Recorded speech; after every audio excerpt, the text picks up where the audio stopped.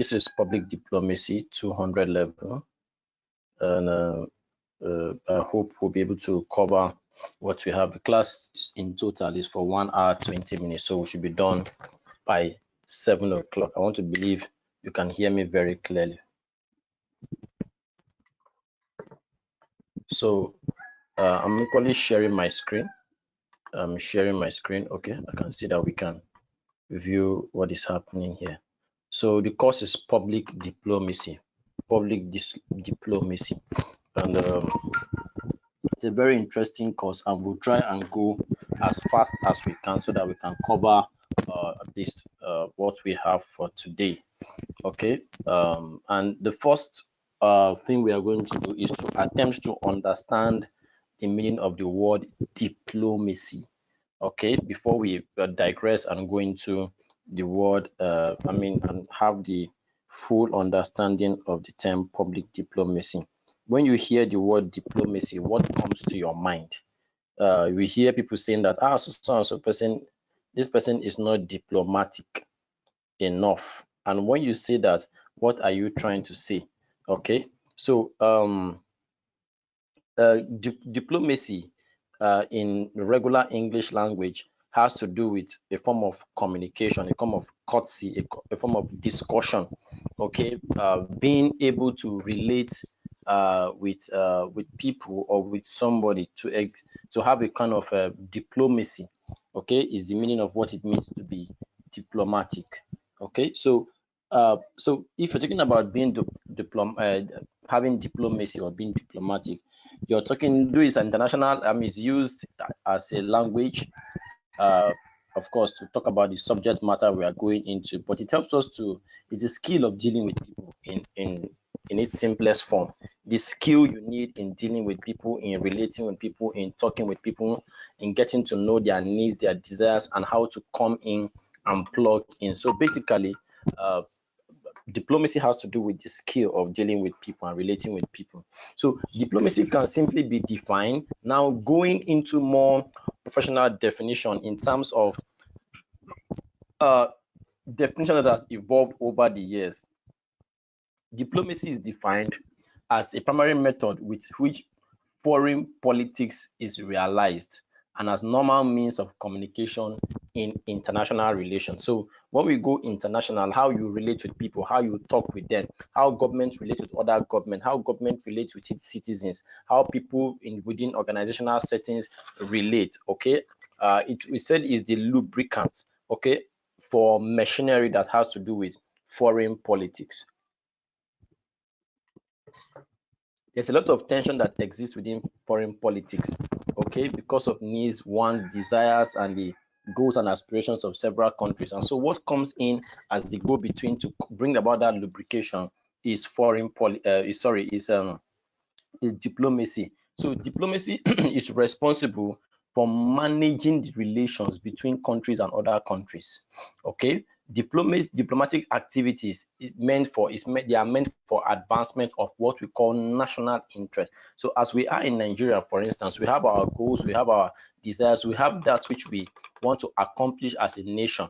And so you want to portray yourself in the best light to the international community, and the practice of doing that is what is called diplomacy. Okay, so let us look. Are there different types of diplomacy? Yes. Are there different ways and systems to which you can discuss with other countries, with other bodies, with other international well-known reputable organizations? You have the United Nations, you have World Health Organization, you have the UNICEF and all of that. All these are foreign systems that need the art and skill of what? Diplomacy. So we said there are various forms or types of diplomacy that exist, and we're going to look at them very quickly. The first is what is called the politics of pacification. The politics of what? Pacification. To pacify means to calm down, to cool down. So this type of diplomacy has to do with pacification, trying to cool down. Okay, that is the unwillingness to aggravate or incite problems among countries. So the goal of carrying out the politics of pacification is to make sure that each side on both device can discuss and have a point of agreement. The most common or often seen examples is like that of England and France during the World War, when they try to resist any kind of aggressive aspirations of Hitler and other world leaders. And Hitler was a dictator. Okay, so they use the system of pacification to bring in peace within countries rather than trying to take the system of war. Okay, the second one after the politics of pacification is what is called the gunboat diplomacy. Okay, now the gunboat diplomacy, as opposed to this politics of pacification, is where it consists of showing your might and your strength to achieve your foreign policy. Okay, and it's of course gotten from the word gunboat. Okay, and gunboat used to be, or it's a small ship that houses and carries artillery, weaponry of various countries. So that's where the word was coined out from. It is trying to achieve your goal by enforcing and using military might and power. It's called hard power, by using hard power. The basis of gunboat diplomacy is full recognition of the legitimacy of using what military force to achieve your foreign goals. So maybe a country can say, listen, if you are not willing to trade or agree to our terms and conditions, let's go to war and see who wins the battle, which is what was done more in the old times. Whoever is able to show military might and win becomes the leader.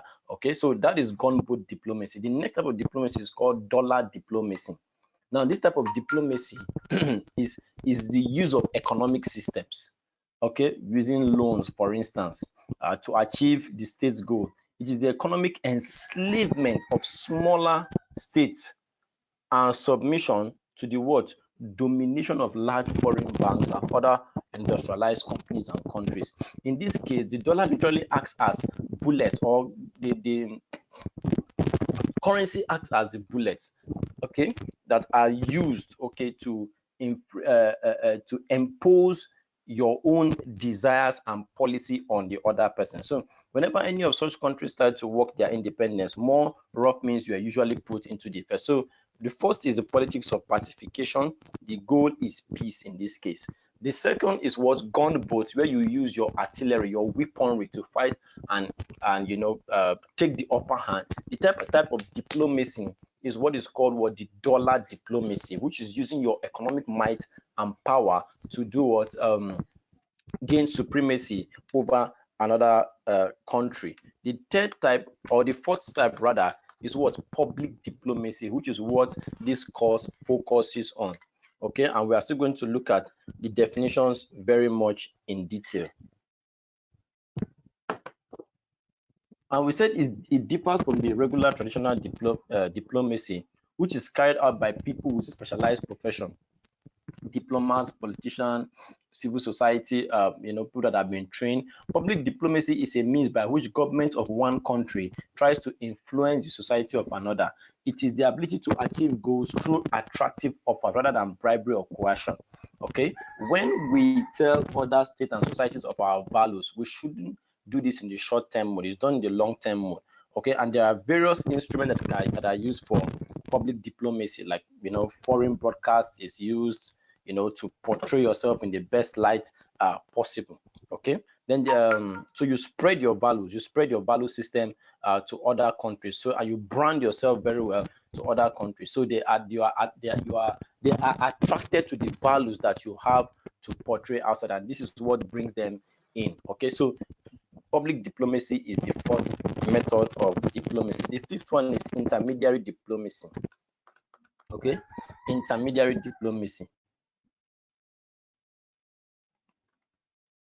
Intermediary diplomacy is one of the means for peaceful settlement of disputes between states through a series of what is called negotiations, okay, with the participants of the state on the basis of certain conditions. Okay, economic diplomacy is a specific area of modern, okay, this has to do with economic, let me not go ahead of me. Okay, so intermediary diplomacy is when you come in between, where you use the system of what? Negotiations. You sit at the table and you negotiate. Everybody states what they want and you come to a point of what agreement. You come to a middle ground where you can now accept one common ground that everyone can live with. Okay, like diplomacy in general is an integral organic part of what foreign diplomacy and international activities of a state. The next type is what is called economic diplomacy. Now, there's a difference between economic and dollar diplomacy, whereby the earlier one that I talked about, yes, which is dollar diplomacy that focuses on currency, finance. But in economic diplomacy, it focuses on the economic advantages of and resources that a country has above another. A country might have oil, a country might have agriculture, might have solid minerals. Okay, so the foreign policies, are coined in line with what that country has, in its economics that can stand and give it a better age. Okay, so based on that, you have certain things that you must have in economic diplomacy. You want to you realize your national interest, you protect the economic security through diplomatic method, and you increase international competitiveness. Okay, so these and many more are what is involved in economic diplomacy and other diplomacies, as we have seen. Then the last type of diplomacy, which I said earlier on that we have 8 types, is what we call the digital diplomacy. Digital or economic diplomacy. It is the use of the internet, okay, use of information communication technologies for solving diplomatic problems. Okay, and one good example is the social media, blogs, digital economy, and all of that. The main goal of digital diplomacy is the promotion of foreign interests via the use of what? Propaganda, or via the use of the internet.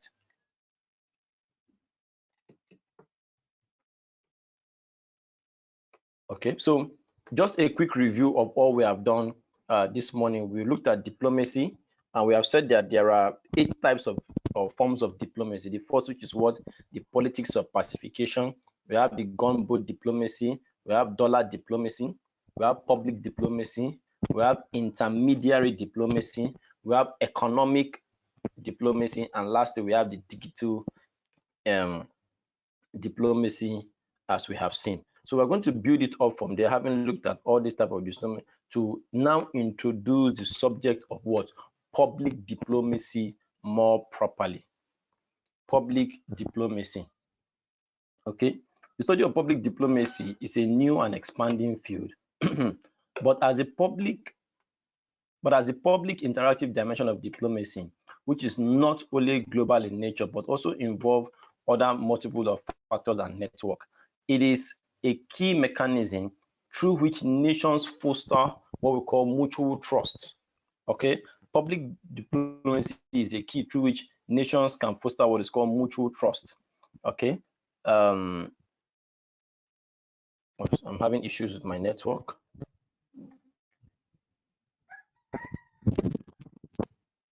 Okay, until we pick up, let's carry on. So it is a key mechanism through which nations foster mutual trust and productive relationship, and has become crucial to building a secure and global environment. There's no single agreed definition of this term. It lacks consensus, but over the years, several definitions have come to help us understand the full concept of public diplomacy, which I'm going to be explaining. Okay, it deals with the influence of public attitudes on the formation and execution of foreign policies, basically. So it also encompasses, that is other international relations beyond just diplomacy. It has to do with international private groups, interest of one country to another, reporting of foreign affairs, the impact on the policy, communication between whose job is communication, diplomats, foreign correspondent, and the process of what? Intercultural communication. So public diplomacy is very wide. It's very wide, and it has it covers a wider dimension. So Nigeria, for instance, might want to sell itself properly and well in the eyes of the world by projecting our value system, projecting what we have, and in signing pacts and agreements that will benefit both countries, in achieving their goals. Okay, so public diplomacy that traditionally represents actions of government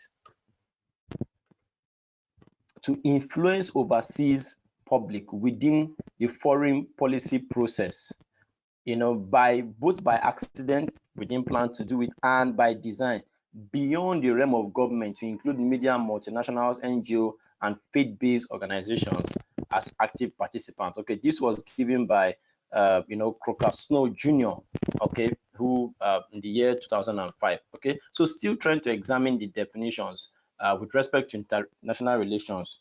Okay, we call public diplomacy the people's diplomacy.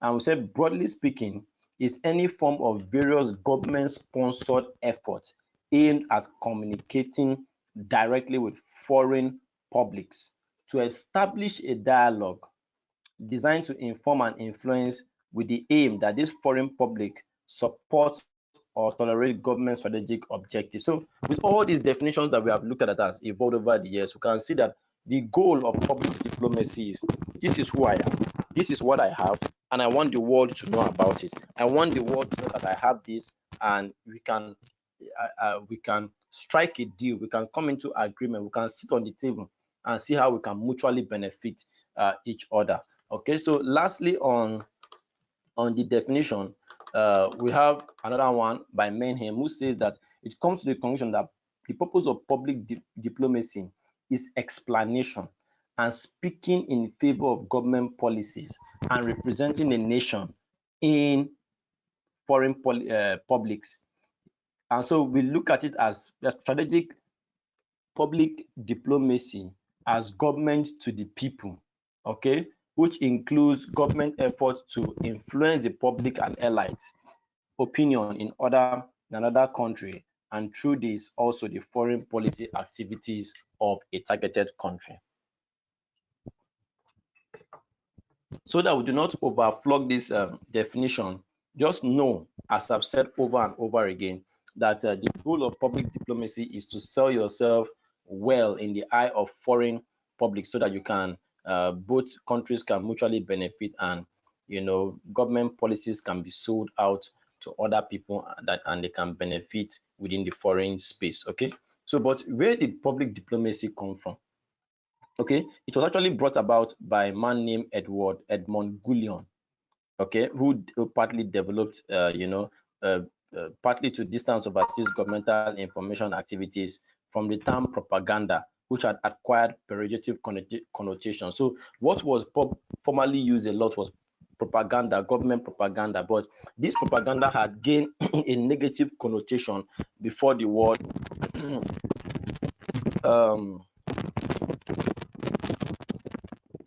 public diplomacy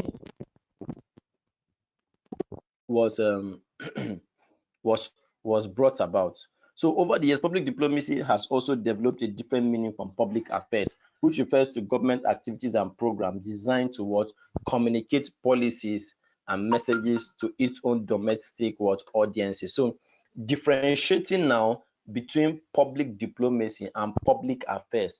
Public affairs is mostly internal within the nation, within the country, whereby public diplomacy has to do with international. That's why the word diplomacy is introduced. The constant there is public, but the keywords that creates a difference is that diplomacy has to do with foreign, whereby affairs has to do with what within the country. In the past few decades, public diplomacy has been widely seen as a transparent means by which sovereign country communicate with publics in other countries, aimed at informing and influencing other audiences.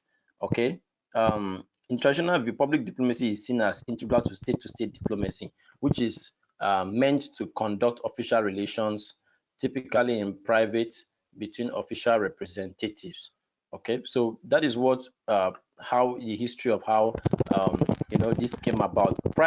Previously, we had propaganda, we had a lot of public affairs, but now we have developed public diplomacy, which is relatively a new term in the last few years and is used to understand international relationship among countries. So the new diplomacy will not in any short term displace traditional state-to-state diplomacy as practiced by foreign ministries, but it will impact the way those ministries do things. Okay, so more than ever before, foreign ministries and diplomats will need to go beyond bilateral and multilateral diplomacy and construct and conduct relationships with what global actors. So not just within one country and another, but to form global networks and alliances. So how do we then differentiate public diplomacy from the regular traditional diplomacy that we have always been used to? In public diplomacy, it distinguishes itself from, of course, traditional diplomacy in the fact that it includes interaction of not only with government, but especially with non-government individuals. So in the previously, traditional diplomacy has to do with government to government alone, but now it has been extended to both people, both organizations. Right now, people can use digital diplomacy, use of internet and all of that to make their voice known. Okay, public diplomacy presumes an open communication process, which is based on the principle of publicity. Okay, and is trying to speak to the public as opposed to traditional diplomacy, which is characterized on secrecy and what exclusivity. Still talking about the fact that public diplomacy, as against traditional diplomacy, exposes things to the public. Okay, there's open communication, there's participation in public diplomacy. Okay, but in traditional diplomacy, there was a lot of secrecy and exclusivity in that only a select few had opportunity to be part of the discussion. Public diplomacy is the public face of traditional diplomacy, which is just within. Okay, so moving on, our time is going fast, and I would like us to finish what we have for today. Okay, and I want to believe you can hear me and the network is okay. Now, the old method of diplomacy and public diplomacy based on media communication channels such as, okay, first of all, we're looking at one-way versus two-way communication.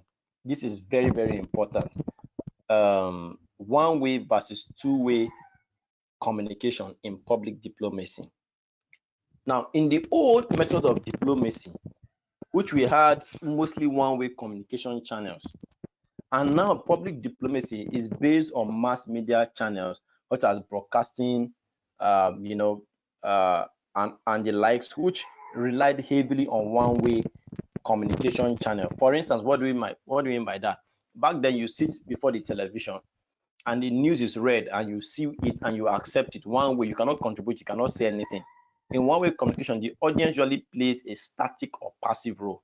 Messages are transferred through different media forms and you are quiet. You cannot be part of what is happening. But however, given the possibilities of active engagement that exist in today's media and landscape, individuals are less likely to accept this passive, submissive role in communication project. So what are we saying is that we have moved from a one-way communication channel to two-way communication channel.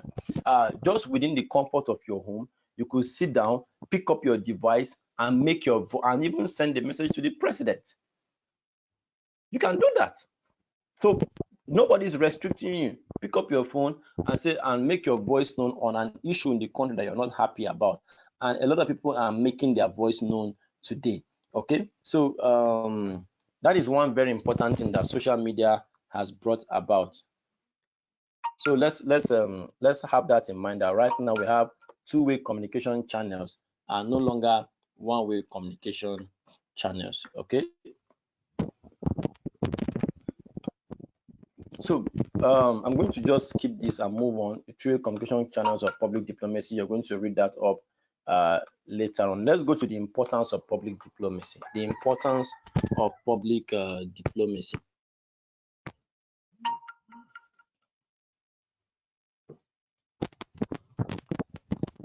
Let's go to the importance of public diplomacy.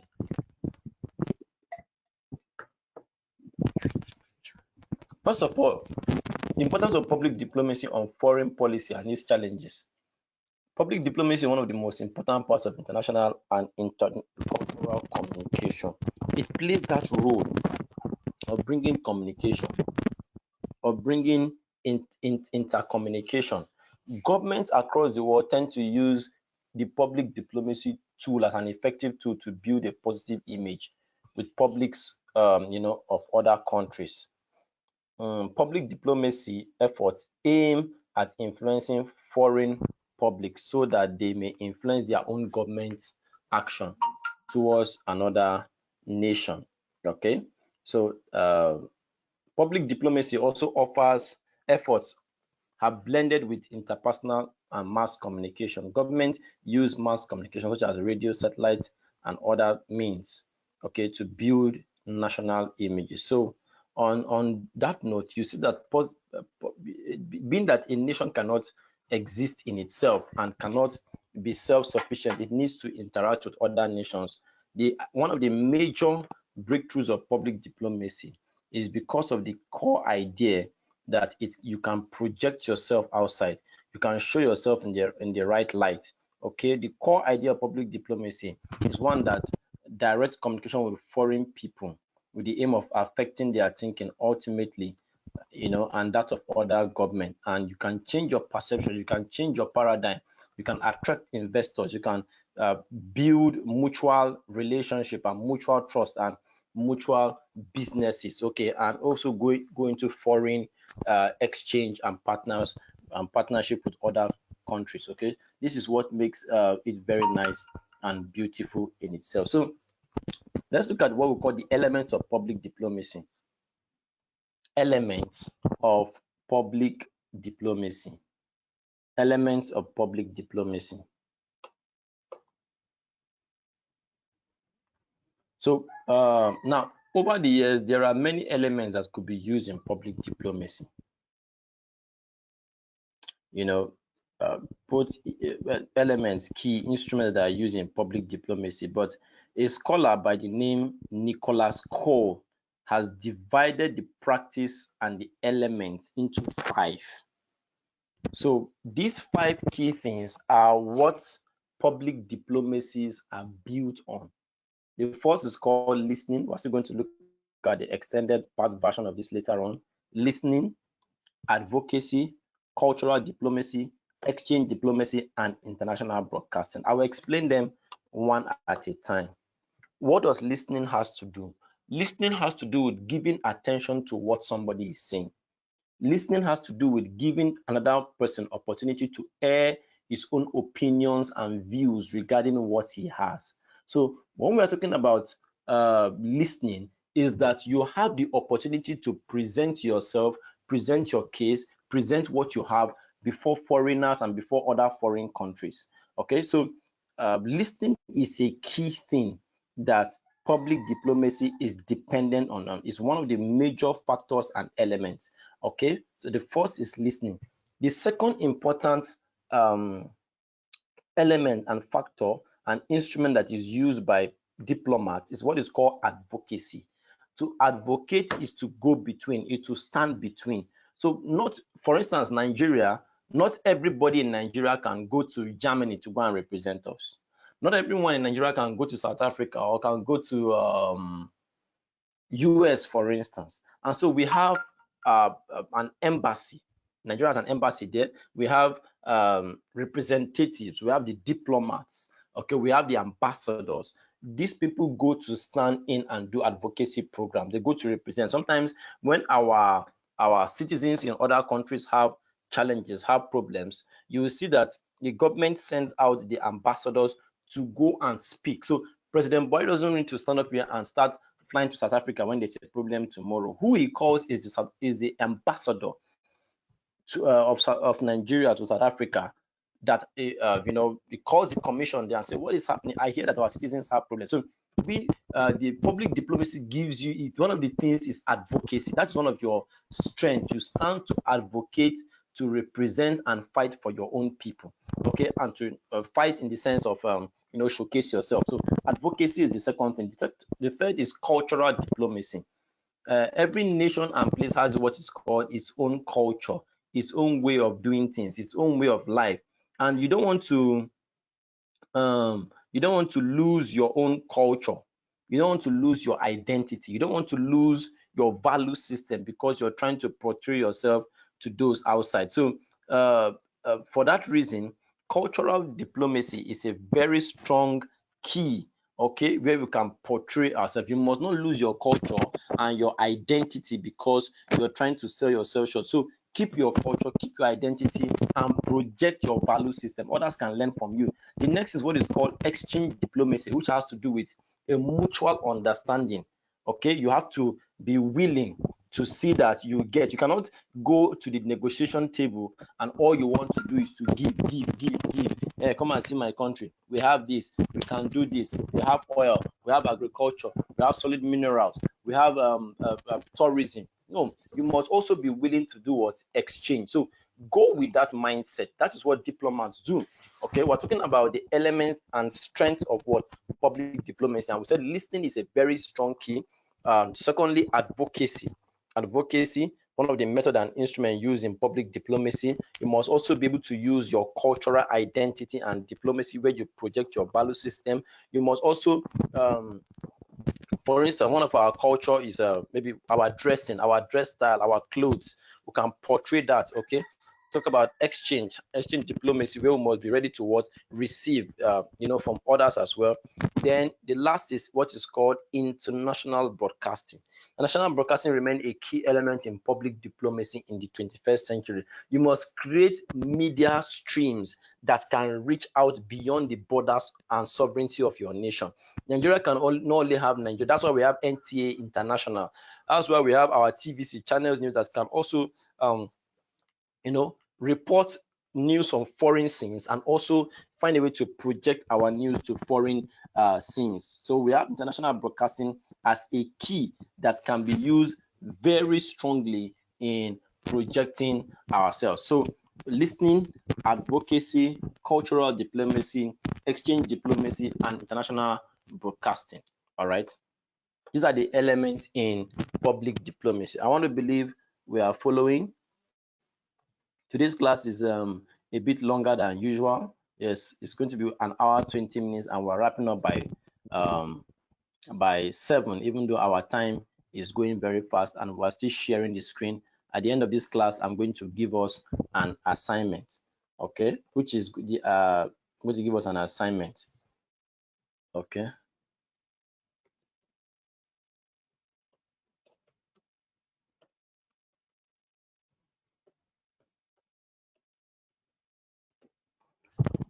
Okay, so let's look at terms in public diplomacy.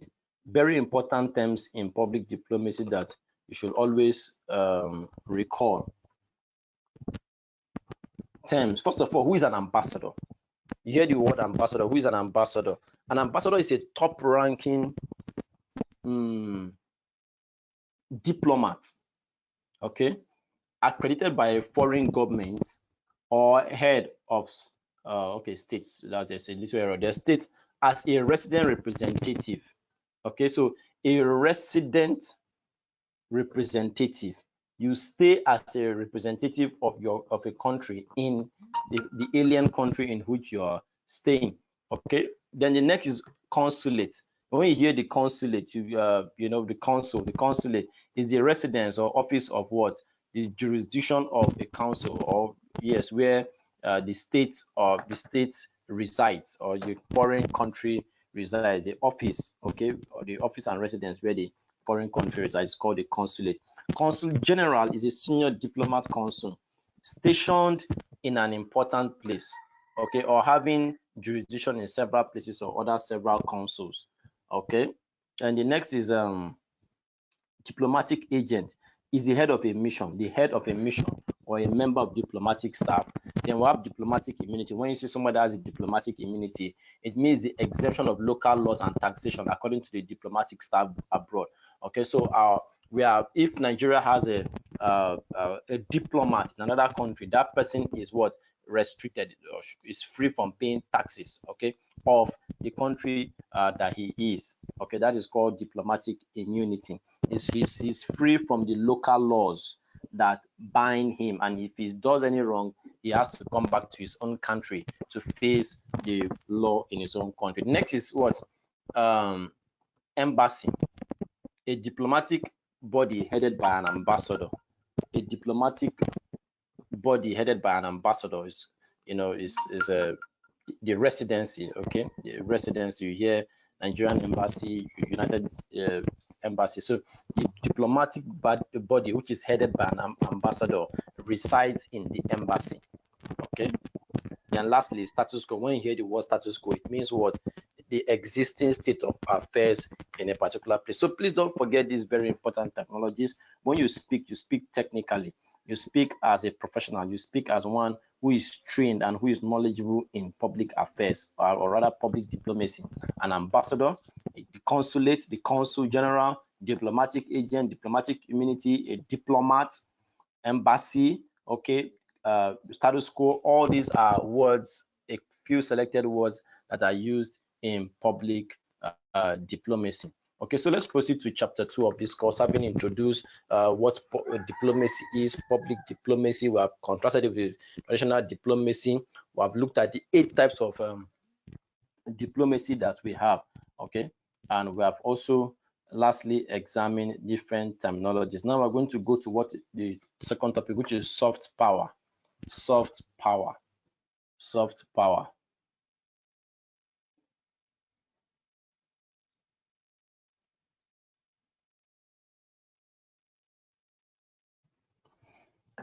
Okay, let's look at soft power.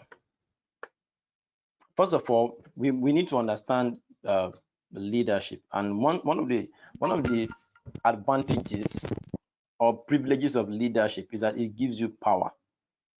It gives you that opportunity to be able to make decisions, to be able to decide on behalf of other people. So constitutionally speaking, you have been empowered to take certain decisions, and everyone is bound to obey that decision so long as it is within the constitution of that locality or the nation. So the president is constitutionally empowered to take certain decisions that is binding on all of us so long as it's within the frame of law. And we all have no choice than to what? Obey, because Nigeria as a sovereign state is governed by what? The constitution.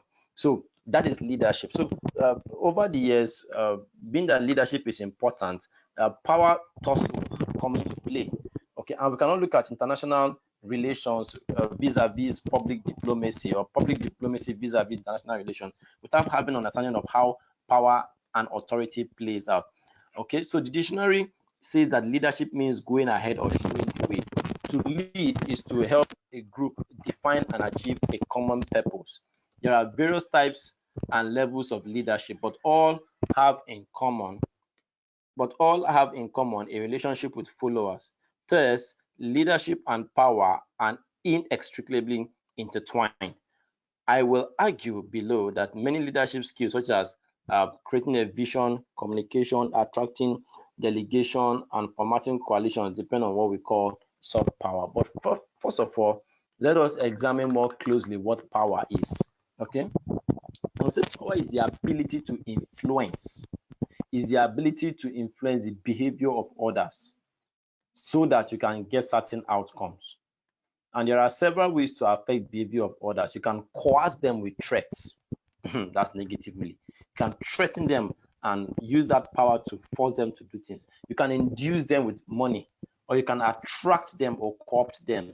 Okay, you can attract them with certain good things. Okay, you can influence them positively and even negatively, because there's negative power. So sometimes, people can affect your behavior without necessarily saying do this. Why? Because of that influence and because of that power. If you believe that an individual's objectives are legitimate, you might be persuaded to follow them. Okay, I'm able to persuade you without using threats or inducement, because you're being influenced. You believe that my goal is legitimate. There are people that wielded a lot of power in history, but they never carried a gun.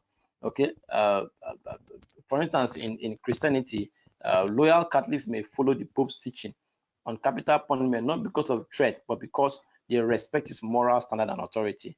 Or radicalist Muslims may be attracted to support people like Obama or Osama bin Laden silent actions, not because of payment or threat, but because they believe in the legitimacy of his objective. Now, we're not talking about right and wrong. We're talking about following somebody because they believe what they are doing is right, which is the influence of power. So coming back to practical politicians, I beg your pardon, and ordinary people can simply define power as the possession of capabilities or resources that can influence another outcome. Someone who has authority, wealth, or attractive personality is called powerful. In international politics, by this definition, we consider a country more powerful if it has a large population, territory, it has resources, it has economic strength, military, social stability. All these are characteristics that you cannot say, wow, this country is a powerful country. It has technology, it has innovation. Okay, so and by virtue of this definition, it may appear that some countries are more powerful than others. Okay, but that might not always be the case sometimes. Sometimes, in terms of resources, a country like United States, which was one superpower, failed to present September 11, okay, 9/11, converting resources into realized power in the sense of obtaining desired outcome requires well-designed strategies and skillful leadership. Yet, strategies are often inadequate and leaders frequently misjudge. Okay, for example, Hitler, cannot call Hitler a good leader. So let us look at the concept of hard power. Our time, we just have 13 minutes more. Let us look at hard power. We're going to be looking at the two types of power after defining power, which is hard and soft power, and look at their influence, okay, as we begin to round up. Now, hard or command power is actually the oldest type of or form of power, and is connected with the idea of what? An anarchic international system, where countries do not recognize any superior authority and thus have to focus on power politics. Hard power is defined as an ability to reach one's goals through what we call coercive actions, threats, like what we call carrot and stick approach in management. Historically, hard power has been measured by such criteria as size, territory, geography, natural resources, and military force and economic strength. So you use certain things at your advantage, at your beck and call, that you have that other countries do not have, to wield what we call hard power by forcing, by bringing a form of coercion, making them do your bidding and making them do it the way you want, just because you have those advantages. That's what is called hard power. Now, in contrast to that, what is soft power? In contrast to hard power, soft power rests on the ability to shape the preferences of others without the use of force.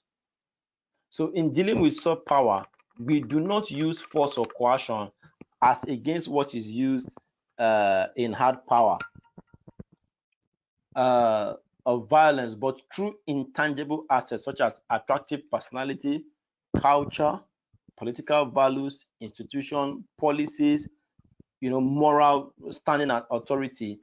You can, it's like this thing is not.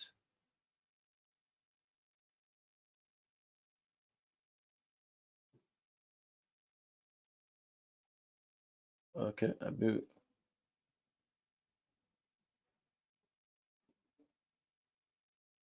okay.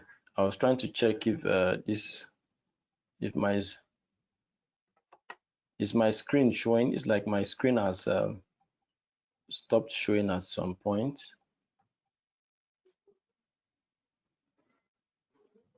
Okay. All right. Let's just go on. Let's just go on. Okay, so I was talking about soft power. I would say soft power rests on the ability to shape, and influence. Okay, without, you're not using force, you're not using violence, you're not using any of those, but you're using other intangible abilities and assets you have, like your value system, your institutions, your policies, moral standing authority. You use those things. So everyone, just as we've looked at hard power, that you use your things you have to lord it over others. We know that military and economic might often get others to change their position.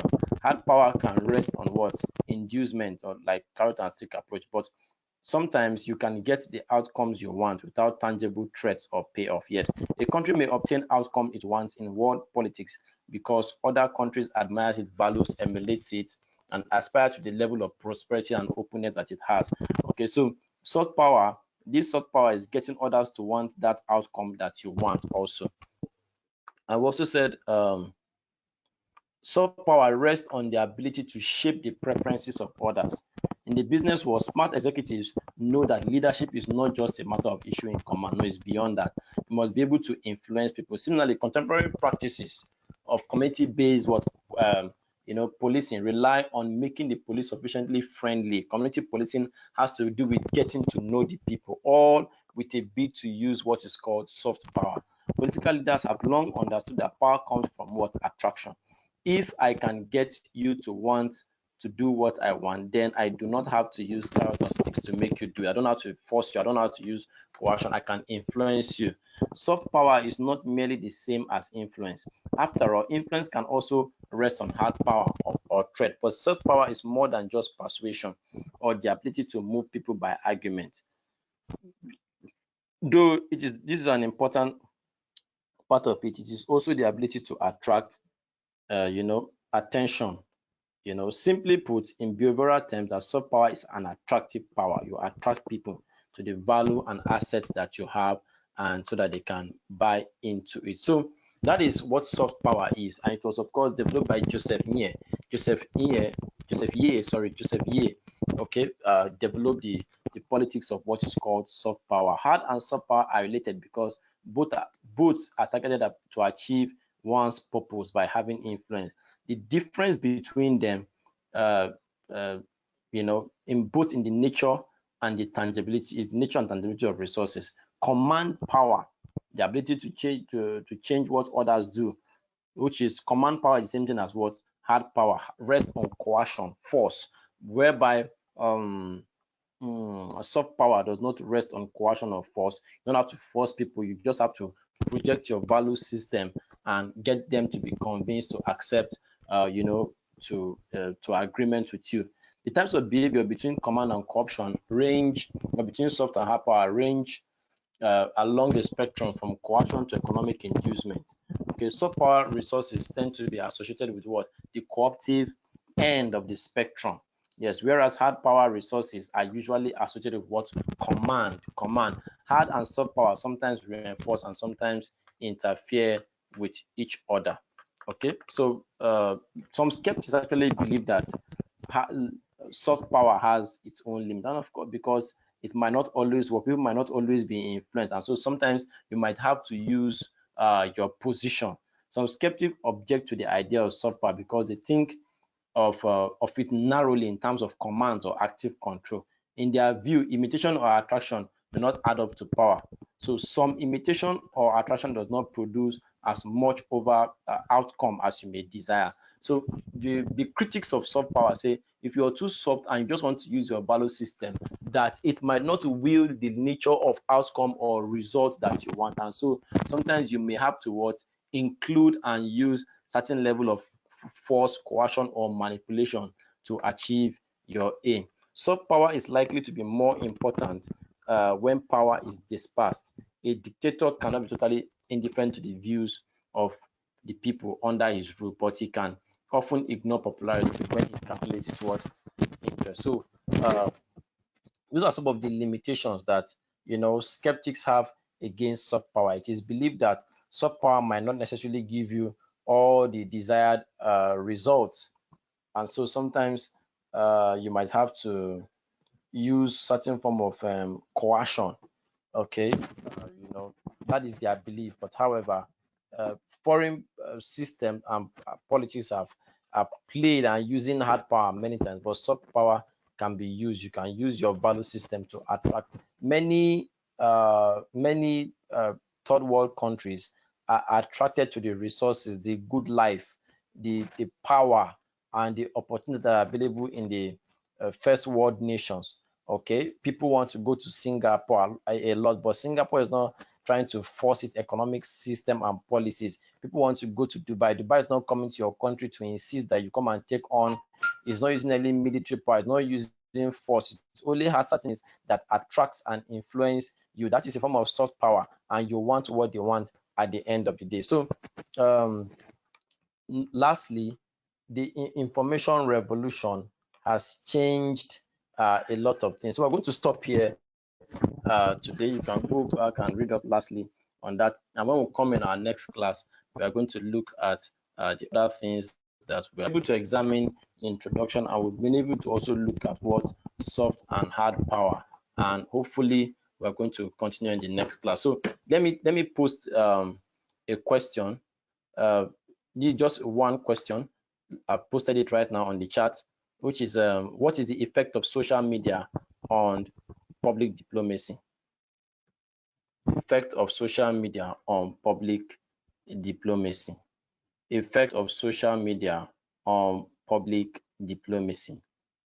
You're to submit it to, okay, okay, after effect of social media on public diplomacy. Submit it to this email, nyizelo08 at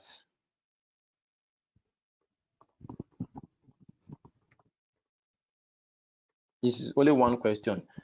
Nyizelo8 nyizelo8 at gmail.com. What is the effect of what social media on public diplomacy? Effect of social media on public diplomacy. Thank you for being part of today's class. Hope to see us for next week class.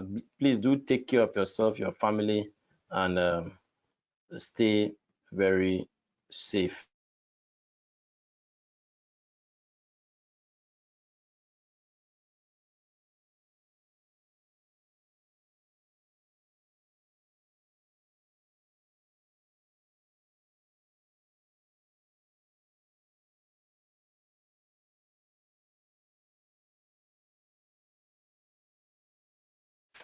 Okay, thank you.